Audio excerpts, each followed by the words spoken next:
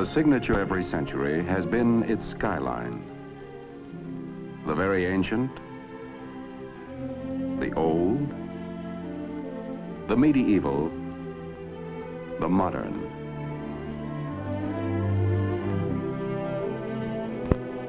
Imprints of man's never-ending path of progress, silhouetted against the ageless canvas of the sky. Our day, our times, our signature, our skyline. Metal fingers beckoning to the invisible, calling to sound the ear cannot hear, and sight beyond the range of the unaided eye. Our era, the era of television. The dream of television had persisted for centuries. The human eye is a miraculous instrument, perceptive, sensitive, forever tuned to the pulsating wavelengths of light. Yet the eye is hemmed in by horizons. It cannot see over a hillside or beyond the haze of distance. To extend the range of human eyesight, man developed marvelously sensitive instruments, binoculars.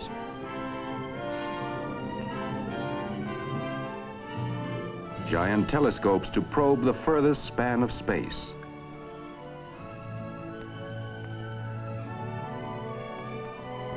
But always there were barriers, distance.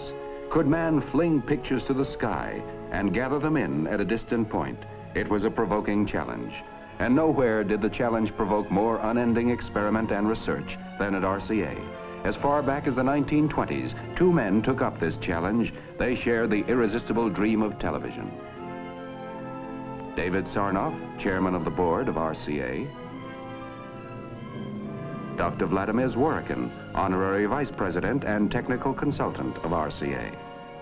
Dr. Zworykin, every now and then I like to put the calendar back and remember another important occasion when you came to my office. You were a good salesman, and I was a good dreamer. We talked about broadcasting moving images by electronics. And I remember that I asked you what it would cost to develop an all-electronic television system. Do you recall your estimate? Of course I remember. I asked something like $100,000. Your estimate missed by quite a bit. It cost RCA more than $50 million to create, develop, and introduce America's first all-electronic television system. And since that time, as you know, RCA has spent another $70 million to pioneer and develop the compatible color television system. But how well that money was spent. We succeeded in extending human sight far beyond the horizon. Yes. This is wonderful thing about television. The extension of our sight. You are better acquainted with this progress, General, than anyone because of your participation and leadership in so many phases of television development. It was nearly 30 years ago when I came to your office with that tube, the first eye of television. Yes, I well remember it. Nearly 30 years ago. And what a great invention this tube has become. It certainly has fulfilled its destiny. Well, General, this is the grandfather of the pickup tube. Do you want to see the newest grandchild? Well, I'm all for grandchildren. Let's have a look at it. Well, here it is. Well, this certainly looks very interesting. What do you expect this grandchild to do? Well, that's what we call miniature Vidicon. And I hope eventually it will replace all the existing pickup tubes for all the purposes. Well, that's very interesting and certainly very promising because what we need to do is to reduce the size and the cost of these components so that television, color television, both at the transmitting and the receiving end, may be within the reach of everyone. That is my hope. The turning point came in 1923 when Dr. Zworykin invented the iconoscope. This tube, after years of further development, became the image orthicon, the electronic eye of the modern television camera.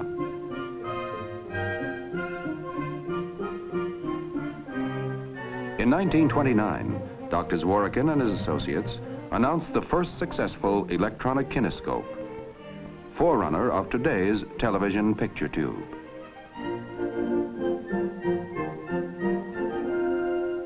The circuit was complete.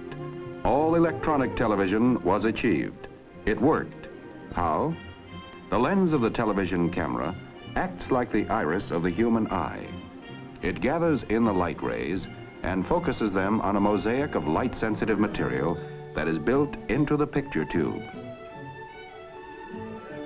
The light-sensitive material converts the light into electrical impulses, a reaction varying with the strength of the light. The optic nerve of the camera picture tube is the electron beam, controlled by electromagnets. The beam scans the picture, which is on the plate, in rapid sweeping motions from side to side, from top to bottom. When the beam hits the image, it loses varying amounts of electrons and then bounces back to the opposite end of the picture tube, where it is amplified millions of times.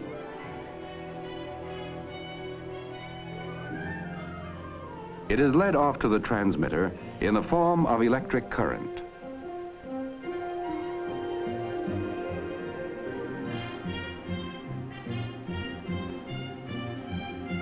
The signals are broadcast as radio impulses into space.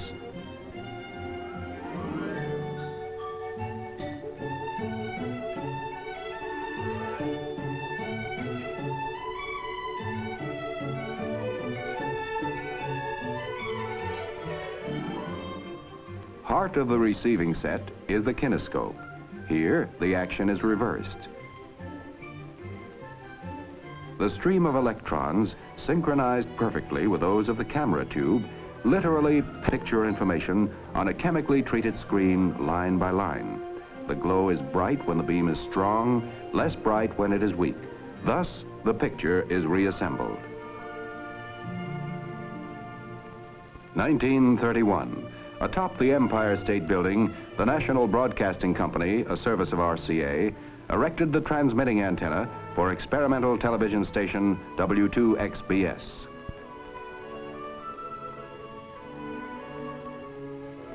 Now, RCA's technicians and scientists tackled the next goal, improvement of picture quality.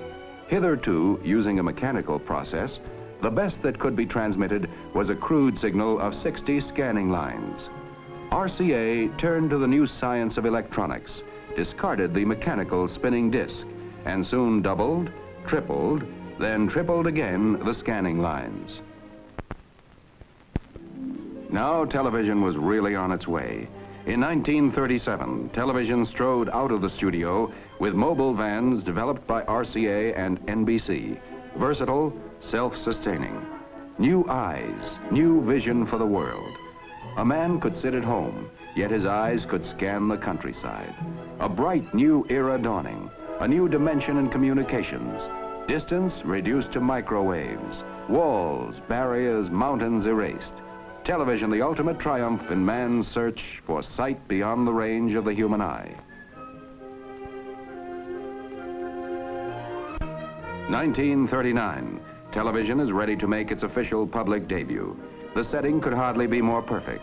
The New York World's Fair. Its theme, the world of tomorrow.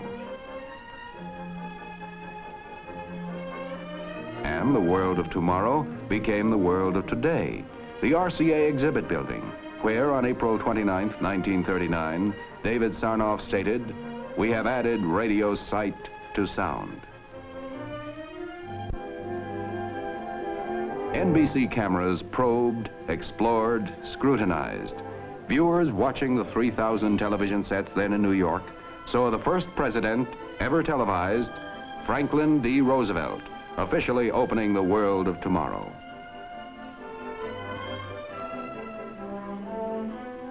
Via television, the viewers toured with the King and Queen of England through Pavilion and Midway. Day by day, television produced new adventures, new vistas, new excitement, new thrills. NBC presented the first baseball game ever televised, August 1939.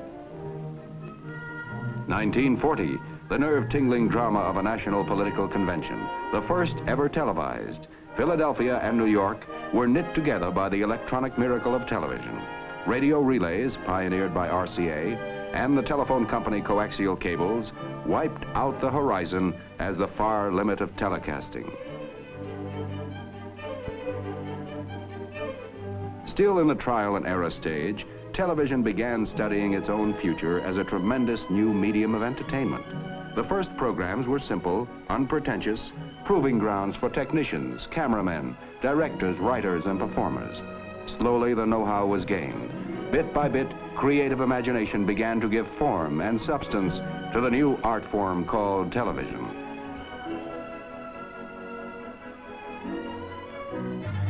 (1941), a fateful year, war, and the beginning of a 4-year blackout for commercial TV.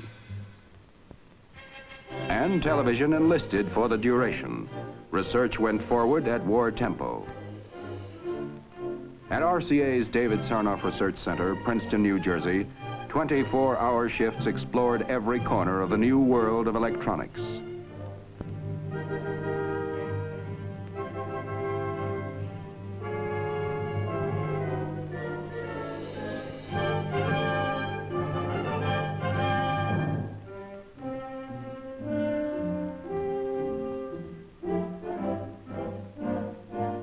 RCA electronics scientists and engineers made important contributions to the development of radar,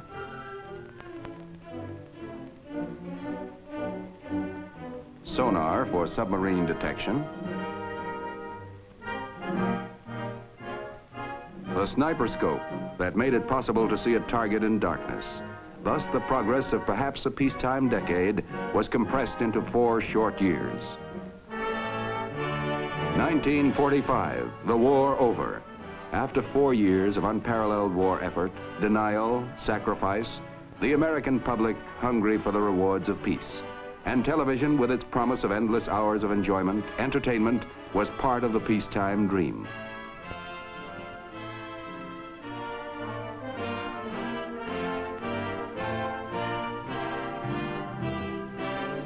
RCA, although by far the leading producer of television sets and television tubes, realized that the future health of the industry required the vital bloodline of competition. So, in a move without precedent in American industrial history, it opened its blueprints to licensed competitors. This was the shot in the arm the industry needed. Television came of age.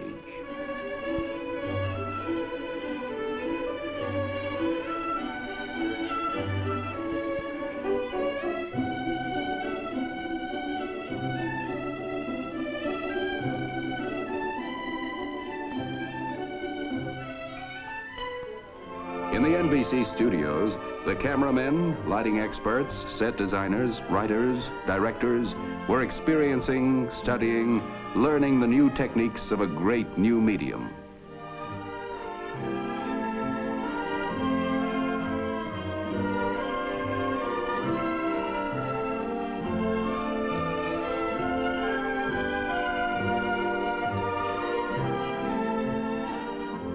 Programming was better, more varied, more entertaining.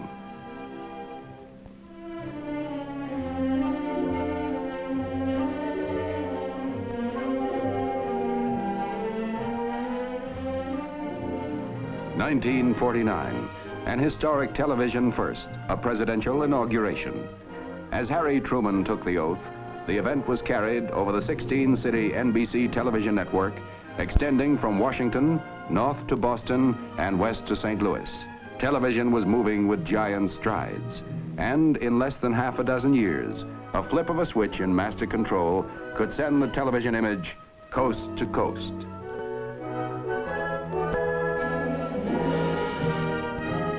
A dynamic industry employing more than 1 million. Television, an unparalleled blending of science and art, invention and engineering, private incentive and public service.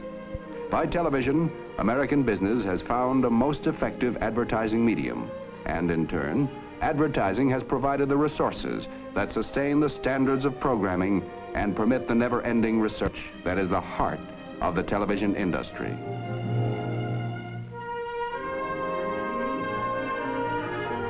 Television servicing alone has become a major industry, employing nearly 100,000 people.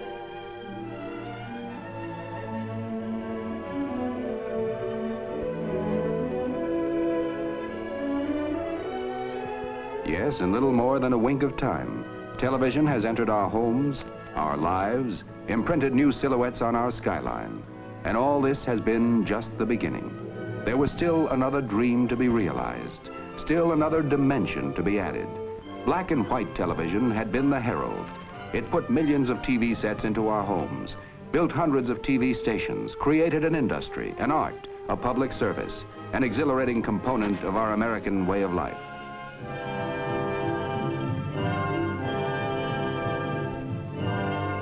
It provided the foundation for the next giant step forward. Color.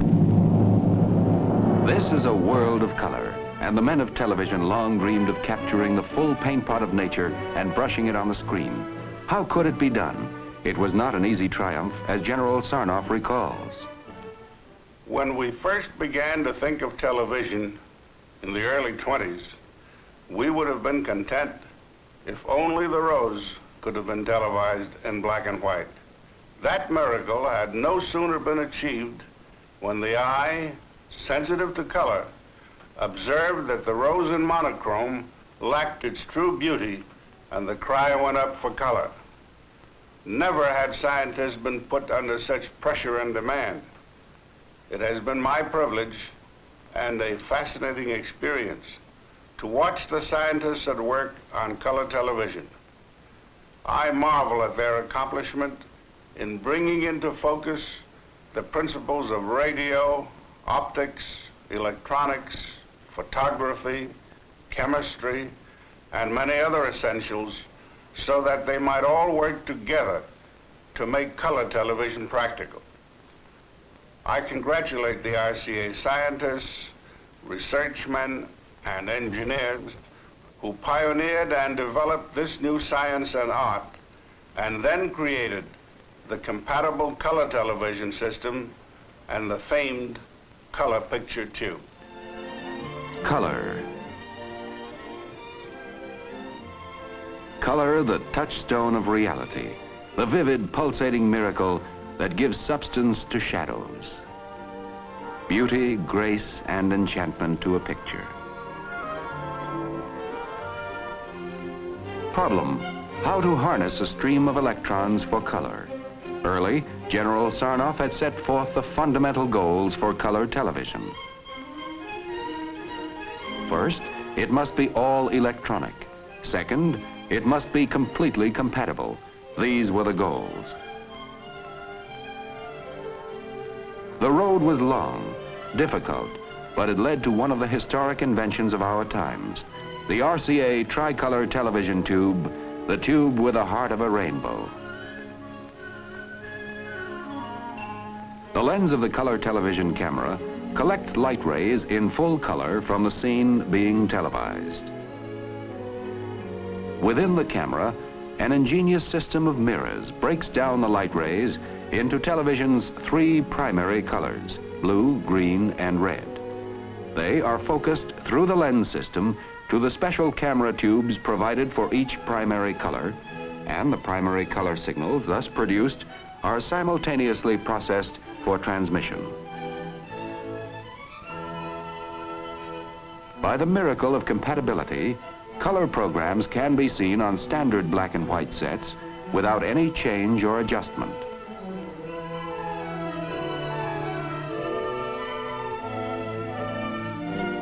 Color receivers, which can also pick up standard black and white broadcasts, decode the color information and apply the picture in all its vivid beauty to the tricolor tube. The world of color. Color captivates attention and brings the beauty of creation close to home. Color transforms the commonplace into the beautiful. It makes the humdrum memorable, gives new power to advertising and merchandising. color, the fabric of the rainbow riding piggyback on an invisible stream of electrons. The Tournament of Roses in Pasadena, California. Telecast in color by 21 stations of the NBC network in the first west to east transmission in color on New Year's Day, 1954.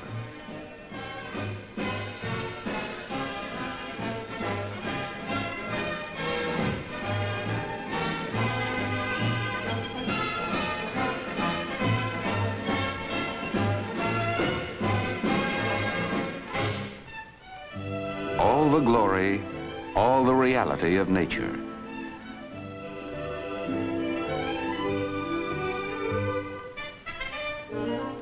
With the added dimension of color, television programming probed new horizons. Once again, technicians and artists accepted the challenge. In an incredibly short time, they had devised the techniques to integrate color into television programming. An old word took on new color, new meaning. Spectacular, an adjective made over into a noun.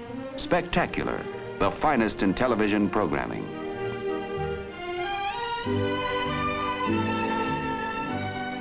Into the home came the greatest in drama, such as The Four Poster, starring Hume Cronyn and Jessica Tandy.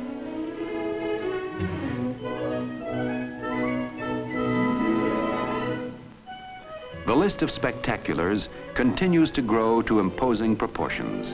An entirely new adventure and entertainment for the American public. For pioneered and developed by RCA, is counted as one of the outstanding scientific and artistic triumphs of the 20th century. It has added a new dimension to the entertainment arts and has intensified television as a social and educational force.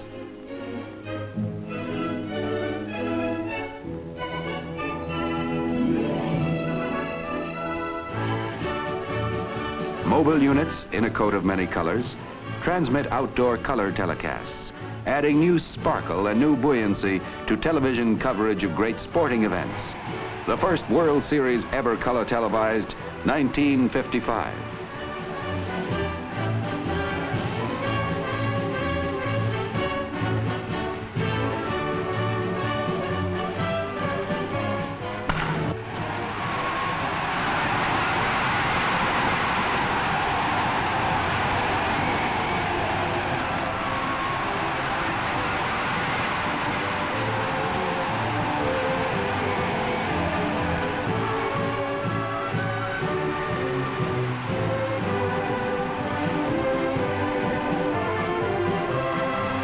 Another color television first, the Davis Cup matches, 1955.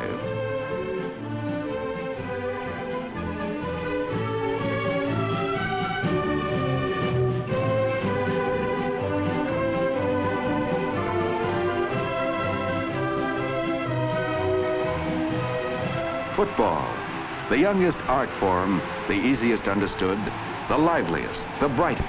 Television full and captivating color.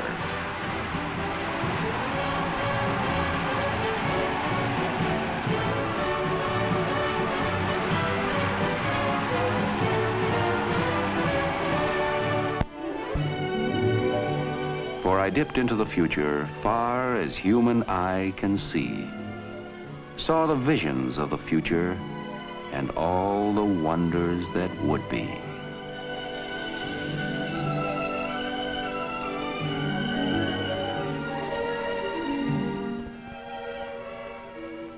One day through television, the entire world will stream into our living rooms with the velocity of light.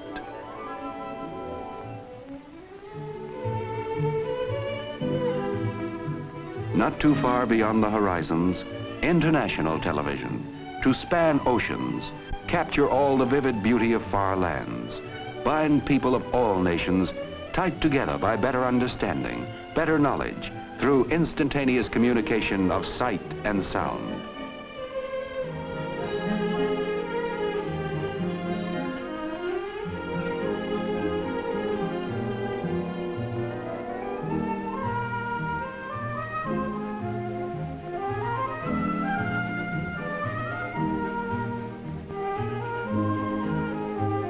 Motion, color, vibrancy, people.